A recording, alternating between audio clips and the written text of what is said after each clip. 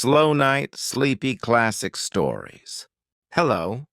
Tonight, we are going to open Hwanyeondojungrok, the moment when Park Ji-won's long journey comes to a close, together.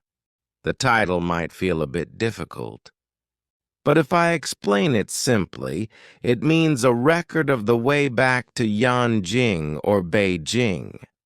Leaving behind the 6 days in the strange land of Jehol, the traveler now turns his horse's head towards the familiar place again. Regret and relief must have been buried together in his departing steps. On the day the journey began, the weather was very clear, and the wind was blowing coolly. The traveler passes a place called Sangtapsan, Twin Tower Mountain. The scenery here was said to be truly mysterious. A huge rock stood tall, and its appearance was as elaborate and beautiful as the towers of Mount Kumgang. Those rocks, standing upright without leaning to the left or right, were shining even more majestically under the red sunset. The way back was a very well-paved road called Cheeto Imperial Road, which the emperor used to travel. Seeing this road, Yeonam exclaimed, "It is as flat as a whetstone."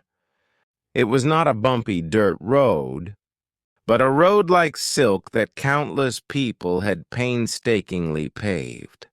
The sound of horse hooves walking on it must have lingered in the traveler's ears, making a more cheerful and regular rhythm, clop, clop. The scenes encountered by chance on the road were like a scene from a dream. A fancy carriage covered with green cloth, and with clear glass windows passed by, and the sound of jade bead accessories coming from inside was carried by the wind. After walking and walking for several days, the Daeseungmun Gate of Victory, the entrance to Beijing, finally begins to appear. A different gladness than when going rushes in. As he enters the fortress gate, familiar faces welcome the traveler. Colleagues who arrived first run out, hold his hands and give a warm greeting, saying, "You suffered coming a long way." The traveler has returned to his old accommodation again. Although the room had been empty for a few days, the writing hanging on the wall, the inkstone, and the brush on the desk were all waiting for their owner as they were. It was as if they were saying, "Welcome back. We've been waiting for you." Outside the window, willow trees are still drooping, and under them, a peaceful scene of horses being tied up unfolds. Only then does the traveler relax, sitting in the warm room and exhaling deeply.